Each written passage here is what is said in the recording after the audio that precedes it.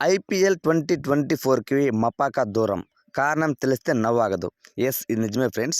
Kwena Maphaka South African youngster అండర్-19లో అద్భుతంగా perform చేసి మంచి పేరు తెచ్చుకున్నాడు. దాని తర్వాత తను ఐపీఎల్‌లో కూడా అయితే ఎంట్రీ ఇచ్చాడన్నమాట ముంబై ఇండియన్స్ తరపున.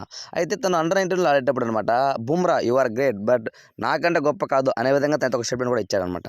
కట్ చేస్తే ముంబై ఇండియన్స్‌కి వచ్చిన తర్వాత తను ఫస్ట్ మ్యాచ్‌లోనే 4 ఓవర్లకు ఒక్క వికెట్ కూడా దిగకుండా సన్‌రైజర్స్‌తో 66 పరుగులు తీశారనమాట.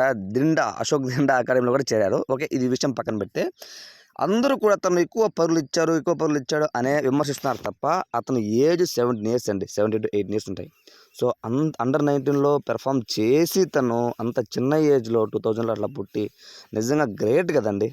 ఎవరన్నా అంత చిన్న ఏజ్లో కంట్రీకి ఆడడము, మళ్ళీ ముంబైకి సెలెక్ట్ అవ్వడం, ముంబై ఇండియన్స్లో టీంలో చోటు దక్కాలనంటే అది మామూలు విషయం కాదు.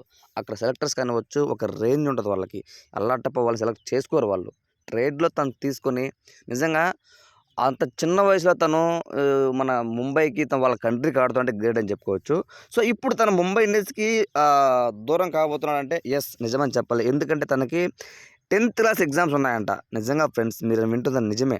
తనకి 10th క్లాస్ ఎగ్జామ్స్ ఉండడం వల్ల అప్కమింగ్ మ్యాచెస్కి అయితే తనైతే దూరం అయిపోతున్నాడు అని అంటూ తనైతే ఒక స్టేట్మెంట్ అయితే పాస్ చేయడం జరిగిందనమాట.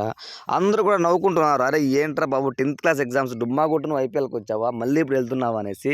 సో తనకు అంతకుముందు ఎగ్జామ్స్ లేవండి, ఇప్పుడు ఎగ్జామ్స్ వచ్చాయన్నమాట. సో తనకు కొంచెం ప్రిపరేషన్ కావాలి కదా, సో అందుకోసం త్వరగా వెళ్తున్నాను అని అంటూ ఒక స్టేట్మెంట్ అయితే పాస్ చేశాడు అని అయితే ఇన్ఫర్మేషన్. ఏది ఏమైనా సరే ఈ విషయం తెలిసినప్పటి నుండి కూడా ప్రతి ఒక్కరు షాక్ గురయ్యారు. అరే నీకు 10th క్లాస్ ఎగ్జామ్స్ ఉన్నాయా, అయ్యా బాబోయ్ నువ్వు మామూలుడే కారా బాబు, గ్రేట్ అంటున్నారు. ఎంతమంది అయితే ఫస్ట్ మ్యాచ్లో ఆ 66 రన్స్ ఇచ్చినప్పుడు తిట్టారో అందరూ కూడా ఇప్పుడు అతను పొగుడుతున్నారు. వెరీ గుడ్ నువ్వు. కానీ ఇంకోటి ఏంటంటే తను 66 రన్స్ ఇచ్చినా కూడా ప్రతి ఒక్క బాల్ 140+ వేసాడు స్పీడ్ అనమాట. అంత చిన్న వయసులో 140+ స్పీడ్తో బౌలింగ్ చేయడం అనేది మామూలు విషయం కాదు. తనకి ఎంతో స్టామినా, స్ట్రెంగ్త్ ఉండాలి, గట్స్ ఉండాలి. నిజంగా ఫ్యూచర్లో అయితే మపాక్ అయితే మాత్రం నిజంగా దుమ్ము దులుపుతాడు అని అయితే నాకైతే అనిపిస్తుంది. డేల్ స్టైన్ ఏ విధంగా అయితే స్పీడ్ 140+ వేస్తూ వచ్చాడో, సో అదే తరహాలో మపాక కూడా ఎదుగుతాడో వాళ్ళ కంట్రీకి అని అయితే నాకు అనిపిస్తుంది. ఓవరాల్గా చెప్పాలంటే ముంబై ఇండియన్స్ తన పోవడం వల్ల ఏమైనా కోల్పోతుందంటే నాకు తెలిసి ఏం లేదండి. ఎందుకంటే తను ఇప్పుడే కొత్తగా వచ్చాడు కాబట్టి పరుగులు కూడా ఎక్కువ వేస్తున్నాడు. ఇంకా తనకు కొంచెం ఎక్స్పీరియన్స్ కావాలి.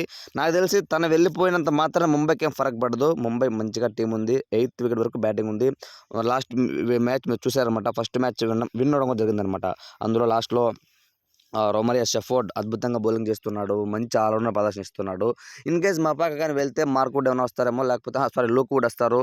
అది కూడా లేకపోతే శ్రీలంకన్ బౌలర్ ఒక అతను అనమాట, న్యూయాన్ తుషార్ అనేసి, అతను కూడా అద్భుతంగా చేశారనమాట. మన సిటిఎల్ మ్యాచెస్లో కూడా చాలా బాగా పెర్ఫామ్ చేశాడు. శ్రీలంకన్ ఫాస్ట్ బౌలర్ అనమాట. సో తనను తీసుకుంటే అవకాశం బాగుంది.